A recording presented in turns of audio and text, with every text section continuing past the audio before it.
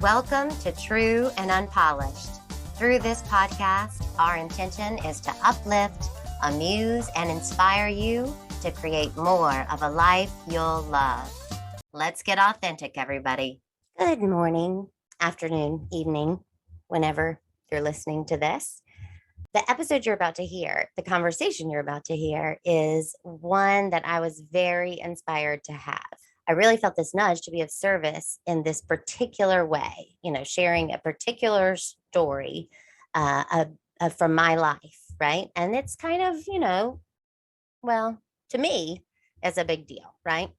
So what you're going to hear is that I'm going to start telling this story. And about halfway through, maybe about 3/4 of the way through, I don't know, I knew that she had been quiet and I could sense that maybe something was off. So I stop and I say, "Hey, Mare, do you have any questions?" And she very tactfully and kindly and politely tells me, not in these words, but this isn't working. In other words, this episode isn't working. This conversation isn't working. And when I went back and listened to it, I thought, wow, I was kind of amazed. I was amazed how open I was, because I knew that this was a really, big deal, quote unquote, to me kind of story. And I saw that I was really open. Now, before you think I'm tooting my own horn, hang with me.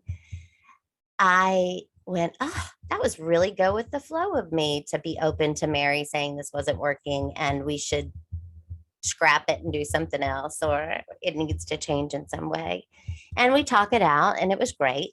Then right away, I had the thought, wait a minute, would you have been that open if it had been, say, your husband who had said this isn't working? Or, your mom? I don't know, fill in the blank. If it had been someone else, would you have been that go with the flow, that chill, that open?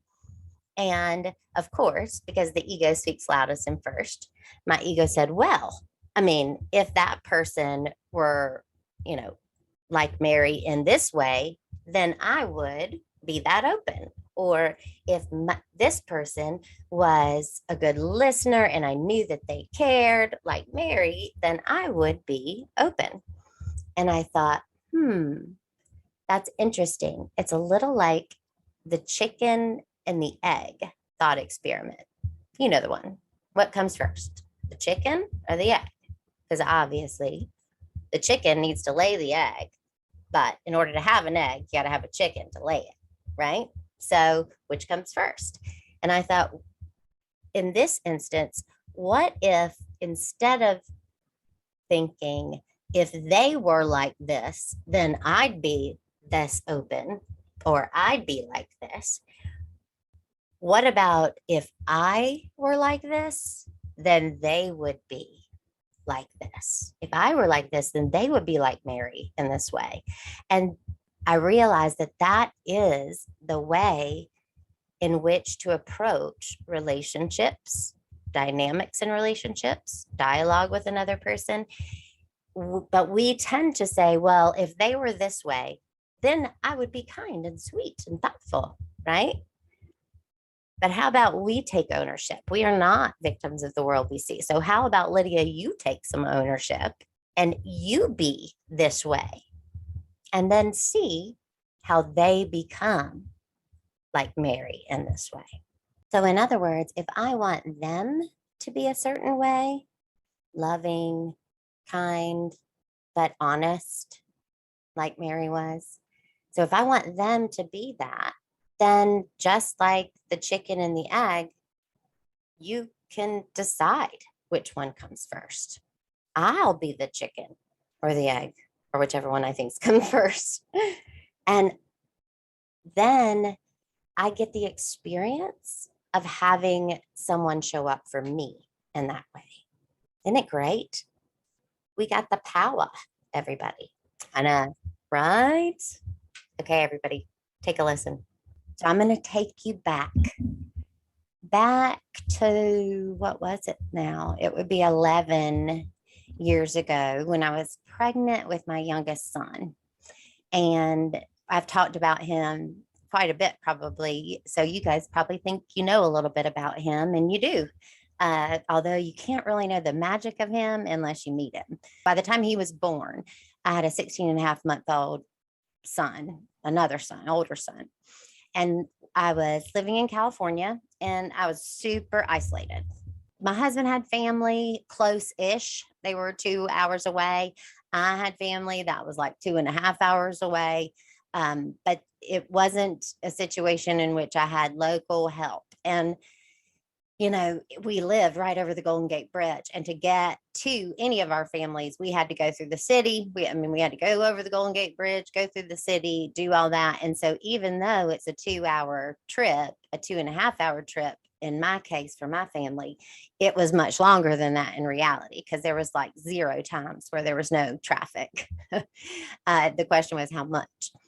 So, kind of cut off from family. And when I got home, what I now recognize is that I was experiencing postpartum depression. I did not know it at the time. And I didn't have anybody around that could reflect that to me because of the isolation. So I remember being like so on edge. My sister came to visit, my brother came to visit, and I just people talking was it was like shell shock. I just couldn't deal. I remember like quickly leaving the hospital. I just wanted to get out of there. And so we weren't even in the hospital for 24 hours with my youngest son. I just kind of like swooped away. I wanted my world to be really, really small. And then it got small. My husband went back to work, and then I had no idea what to do.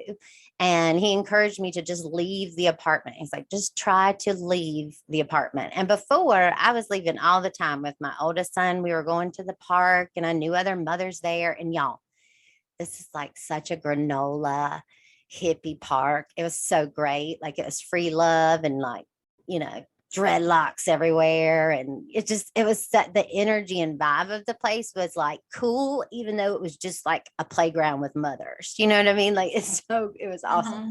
I love this place so much. I remember. Can you tell us the name of the park? Oh, yes, Perry Park. Did I take you to Perry? Yes. Oh, that doesn't surprise me. I love it. So wasn't it awesome? And I have a t-shirt from Perry Park.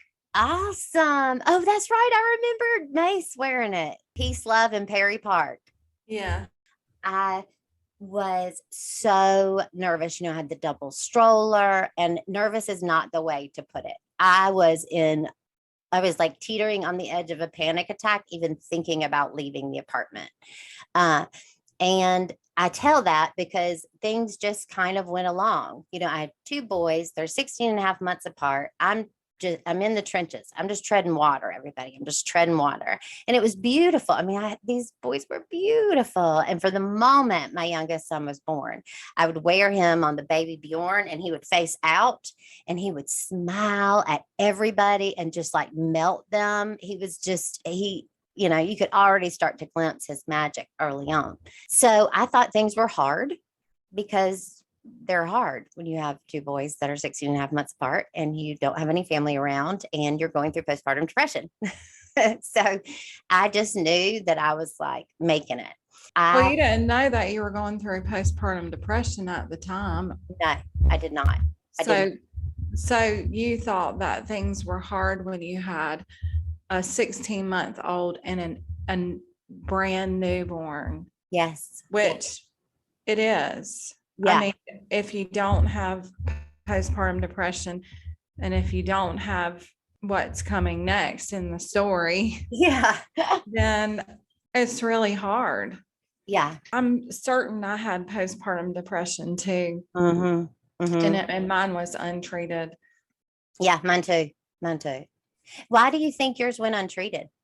Well, I didn't know I had it until I was through it. Right, me too. But I remember that fog. And, I'm sure a lot of people have the fog, but I had a lot of racing thoughts and suicidal thoughts and severe depression. Yeah. I did too. And that's, I think it's important. One of the reasons why I wanted to talk about this was in part because of postpartum depression, because what I recognize is you need someone around that can reflect it back to you, because when you have it, you don't know, unless you have like a killer doctor who really notices something, which it would have been hard because I just wanted to be a great mom. And so I didn't want anybody to know my inner life. I just wanted, and I desperately wanted to be a good mom. Yeah, I can relate to that, desperately wanting to be a good mom. Yeah. And not knowing And how to be. right, which I don't think anybody knows how to be until To it's your said and grandmother. done. Right. So I have that going on. And I was the doctor.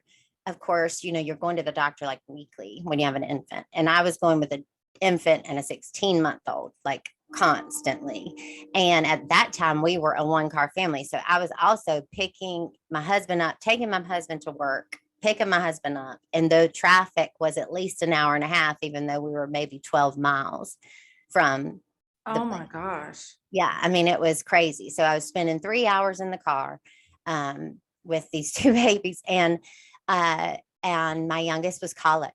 He would not sleep. He would not sleep unless he was moving. So I'd put him in a swing, and then as soon as the swing stopped, as soon as the timer went out, he'd wake up screaming, just screaming, screaming, screaming. And as soon as he could, he started to, as soon as he could hold up his head, he started to bang his head on the floor, on the wall, anything he could get to, he would go and bang his head. And, he's screaming. And, they tell me, oh, it must be GERD, it must be gas reflux, and all of these things. And I'm thinking, and I'm telling you, so I'm getting no sleep. Like, this was a very difficult time. And I was going to the doctor, and this doctor just happened to have two boys that were a little bit older than mine, but they were the same age they had the same age difference. And so she noticed, she said, because Connor started not to meet some of his milestones. And I want to tell you guys that you're going to hear this, but retrospectively, I am so glad that was the case, because moms that I am trying to help right now navigate diagnoses, it is so much more difficult for them because they don't have, an early on path, an early on diagnosis from which people can view their child, whether it be a doctor, a teacher, a neighbor, whoever. So she noticed he wasn't meeting milestones, and, he wouldn't come, he wouldn't turn his head when you called. He did not speak, well, here's the cute thing. He would speak, like I would talk, my oldest, because my oldest is a talker. And he would kind of be like, look at this. I'm going to meet the Easter bunny and I'm going to get chocolate. And so he's so, expressive. And so then Connor would run up and do the same thing, but he'd go, oh, like watching their old videos, it is the cutest freaking thing, because Connor just mimics everything that Kai does, but he doesn't use the words. So, I mean, and there were just amazing moments during this time too. Like I love. Well, you don't have to preface the next part with how amazing your kids are. We know that. And I think that is a common thing. Yeah. I think what you're doing is you're telling a story about the difficult moments in hopes that it can be helpful to somebody else who may be going through something difficult. Yes. Yeah. It's so unconscious. You just start to explain it, and certainly I do that in particular, want to make a case for, how great they are, or that I'm not bad, all that stuff. So she notices he's not meeting milestones. So we just begin down this path. First it's a hearing. So we get a hearing test. And I remember the doctor looking at me and going, it doesn't get better than that. like watching Connor do his test, and Mhm. like every single little sound he would react to it, you know? So we knew that wasn't it. And I thought, well, maybe he's just ignoring me. You know what I mean? So then we go to a speech therapist. That's the next step in this little journey. And this, I'm sharing these specific steps because they're in place federally. Like these are the steps that if you have a good doctor who begins to see, and if you start to notice they're not reaching milestones, then This you're is led. what you do next. This is what happens. Because thankfully we really do have a good program, good programs in this country. It's called Head Start, I believe it's the name of it. I can't believe I can't remember it, but It is. It's called Head Start. perfect. So I went to speech therapist, and she said, we should do this evaluation, because if your child has a severe enough delay, then the federal government, no matter who you are, no matter what you have, will pay for a speech therapist to come to your house and give your child, speech. And I thought, awesome, great, sign me up for this test. And meanwhile, I'm treading water, everybody. I'm just like, great. You want to help me with something? That'd be great, because I am dying. And so I gratefully accepted this. And so we began this test. And I actually have videos of some of these tests that they did with Connor. And it's all play based. And it's watching him. And so I'm watching him, and I'm seeing for the first time people who he responds to other than me, and adults, which wasn't the case. I mean, I could not leave him with anybody because they didn't understand him. They didn't understand what he wanted because he wouldn't communicate it to you. I remember a very, very clear moment where I was at my end. He was screaming his head off. I could not figure out what he wanted. He was sitting in his high chair and couldn't figure out what he wanted. Scream, scream, scream. I'm trying everything I can. I change a diaper. I burp. I'm doing everything. And finally, and he is old enough now to sit up in the high chair and to move his arms, all that, hold his head up, eat Cheerios. You know what I mean? And he was screaming, screaming, screaming. There was a cup sitting there with water. And it was it was literally right in front of him. And I was like, just what do you want? And I took the cup and I handed it to him, not intentionally. I just was so exasperated. I hand him the cup. He takes it and drinks the entire thing. Gulp, gulp, gulp, gulp, gulp, and then it's done. So what he wanted was the water that he could easily have grabbed and gotten for himself. That's really telling, everybody, if you're listening, if your child is developmentally ready to bring something to them and they require you to give it to them, that's a big sign. And that's what I'm trying to share here, is like breadcrumbs that maybe can help people early on and beyond. So we're doing all this testing, and at the end, they're going to have this, tell me what they found. And so I was so excited, thinking, oh, they're going to give us a speech therapist and this is going to be so great. And my husband said, well, should I take off and, come with you for the results? And I was like, no, no, no, you go to work. And y'all, that is part of me, is that I will just do it. Like, I remember my husband came home one time and said, what happened today? And I said, well, the fireman had to take off the door. And he said, what? And I was like, yeah, Kai got stuck in the door. He got his finger stuck in the door. I couldn't get him out. If I moved it either way, it was going to break off his finger. So I called the fireman, and the fireman come and take off the door. And he's like, and you didn't call me? Like, you didn't let me know that this was happening? And it didn't even occur to me. am so used to just surviving and doing the next thing, and not allowing people to help me or support me. I mean, I didn't even know to begin to do that. So I say, no, no, no, don't come to the test. So I get there. I cannot sit down for more than 2 minutes before my son would start screaming his head off, banging his head. I would have to get between he and hard things so that he couldn't do it. Mhm. And I was so afraid he was going to hurt himself. The other thing that he did, and this is one of the things that I don't talk about as much because I I don't want I don't want people to think that this is who he is, because it's not. But he would be happy, joyful, laughing, contagious laughter, doing dance parties. And then if once he started the screaming tantrum, he would hit me and bite me and kick me, just really severe kind of tantrums. So sat down 2 minutes to get the results of this little evaluation.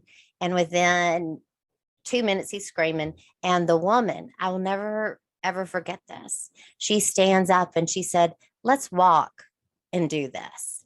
So for 2 hours, we walked around, and she knew that's what he needed. Nobody ever knew that that's what he needed but me. And so I'm looking at this woman interact with my son throughout telling me the results of this evaluation. And I'm thinking, oh my God, like she speaks Connor, like what is going on?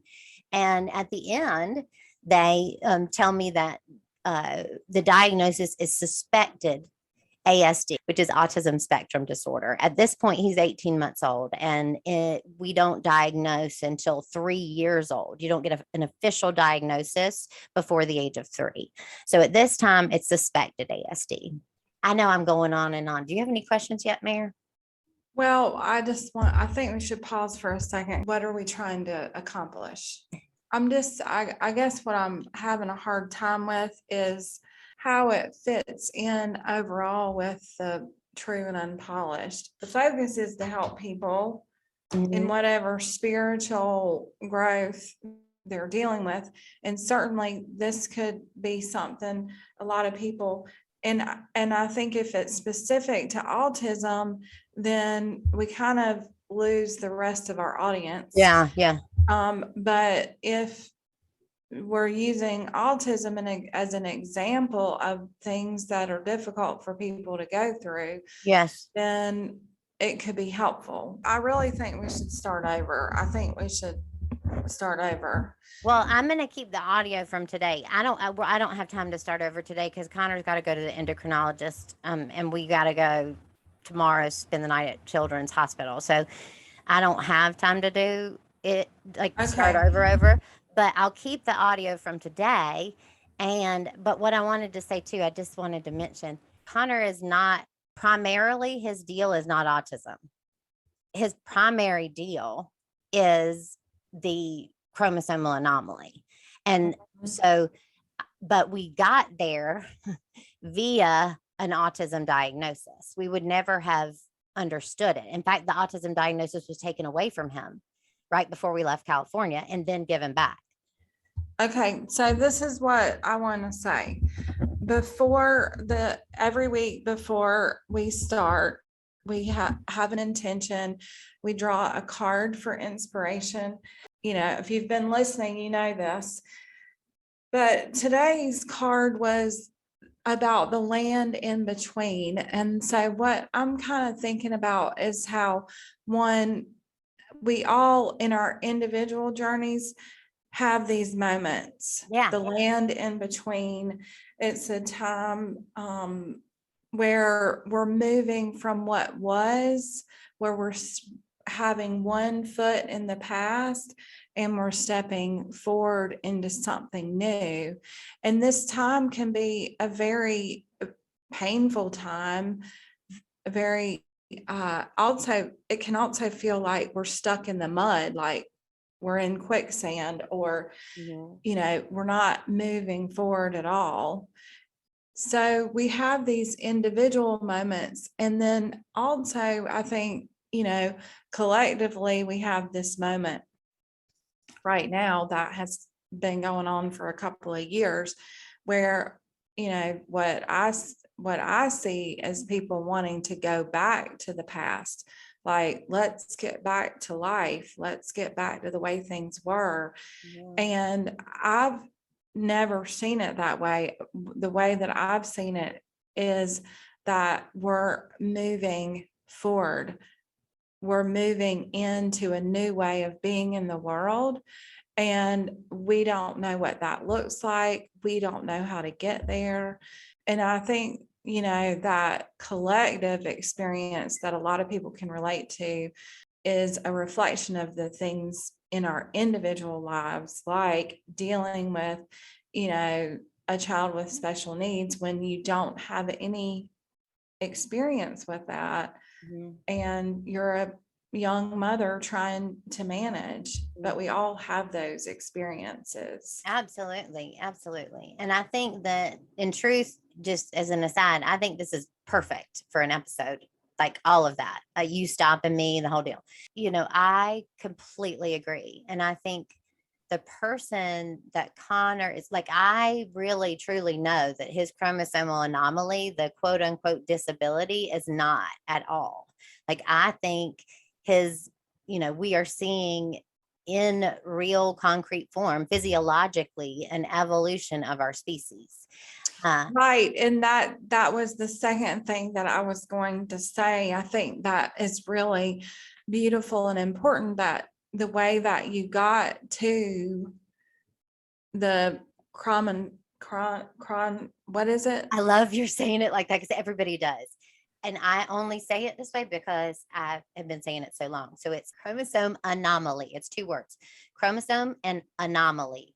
Anomaly Okay. meaning it's rare, it's different, Yeah. and it's in his chromosome. So the path is not always straight. The path is winding, and there are roadblocks, and there's rest stops, and there's detours. So I think that's true clearly in what you're saying, but also in the way that life is meant to be lived. And one of the beautiful things about you, Lydia, is that you do have an ability to just focus on the next step, just the next right thing. What's the next right thing? And a lot of that has to do with the way that you trained yourself many years ago to follow your intuition. Yeah. And in the way that worked, she would take a breath, and she still does this. She would take a breath, and she would say to spirit, to her higher self, whatever you want to call it, what's the next step? And when she would get an inspiration, she would follow it. And it very often led to nowhere. Yeah. Yeah. And so, I think sometimes what happens, I mean, I know with me, like say you get stopped by a red light and you have somewhere to be, and I don't know about anybody else, but I can have a moment of rage in those times. And so, when we do that, we interfere with the flow of life. Yeah.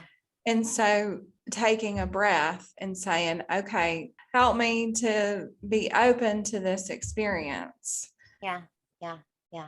One of the things about the story I was sharing about me, no, well, actually, there's common themes for everybody. It doesn't matter if you don't even have children. If you look at the story, it's a story of the unexpected, the not planned, and in retrospect, the beauty. Like, I was not able, I couldn't even hold an awareness for long of what was coming.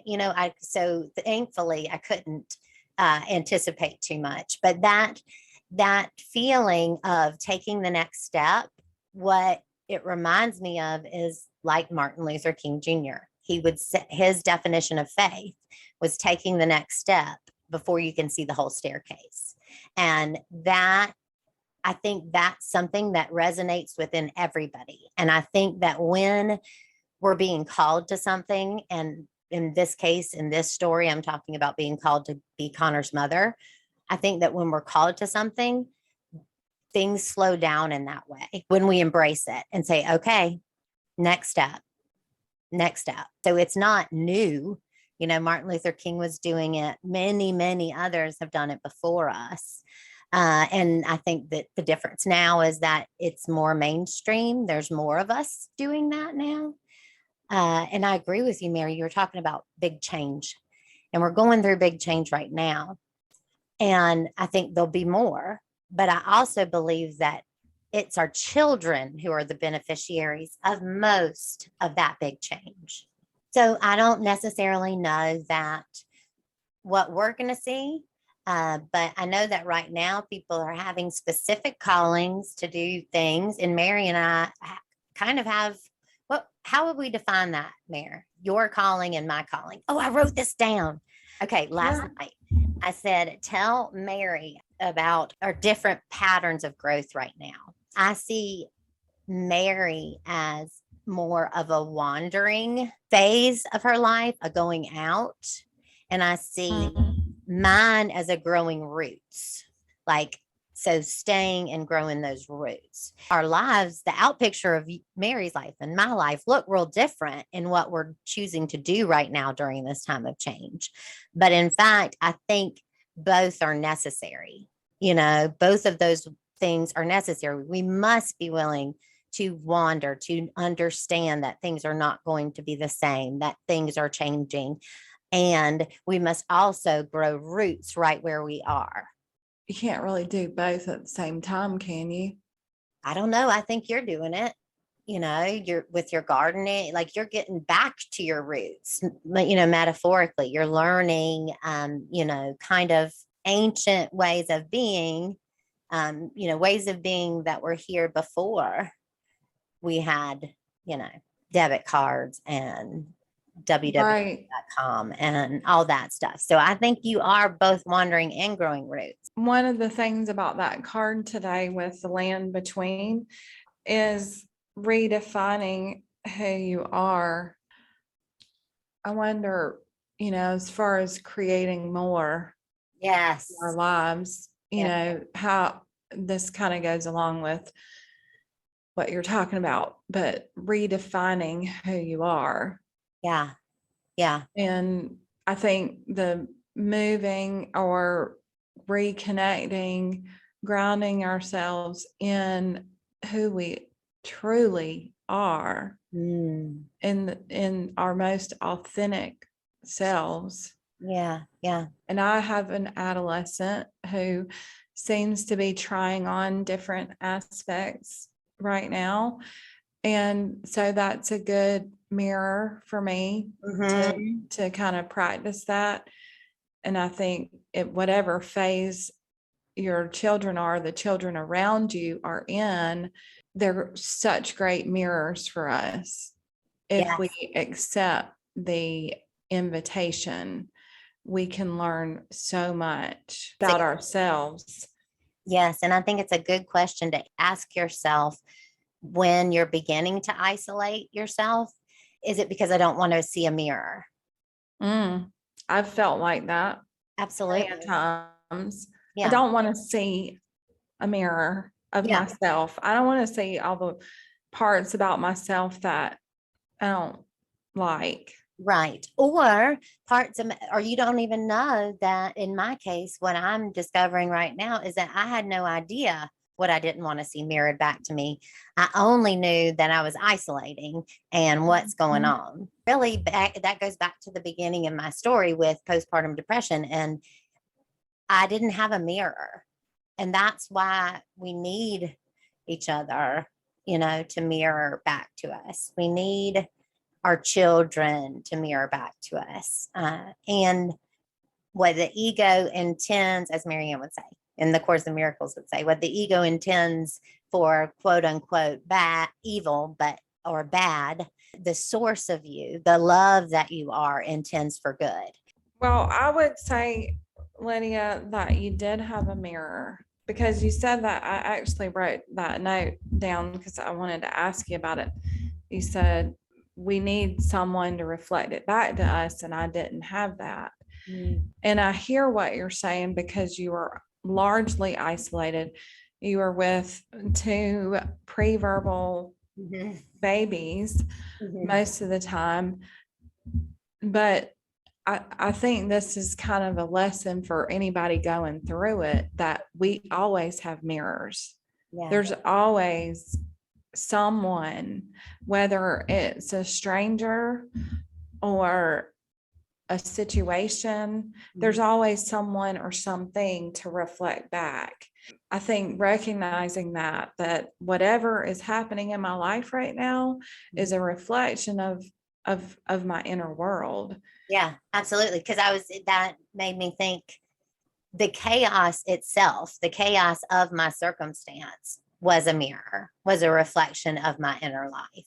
Yeah. So I think that's the key. The key is understanding that there's a mirror, remembering that there is a mirror in every moment in which to look through. That stuckness oftentimes happens because we don't want to see it, you know?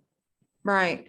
Well, and I think the other piece is reaching out and asking for help. And that maybe is what you meant before when you Yes. said, I didn't have anybody to reflect it back.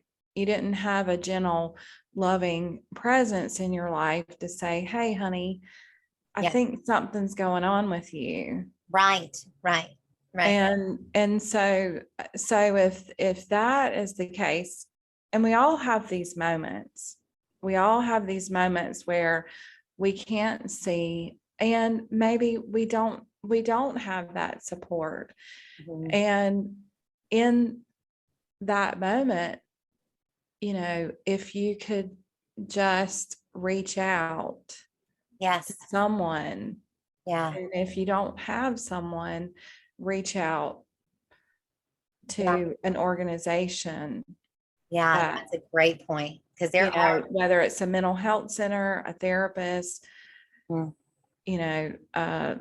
an organization Yeah, absolutely. like the National Suicide Hotline, those kind of things. So reach out.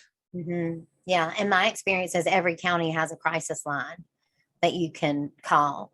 So I guess we talked today and I wasn't sure where it was going. I only knew that I wanted to go there. And I'm really excited that it didn't go the way that I had envisioned it in my mind because I know that this is what was meant to be. So I am grateful for you, Mary. You are my mirror, and I'm so grateful for it. And I'm just really grateful for all of you to allow us to have this kind of conversation. And we ask you to keep listening and subscribe, subscribe, subscribe. That's what my oldest son would say. That boy has over 500 followers, and he's only been doing this for 3 weeks. So I really need to take notes. That's amazing. And it's crazy.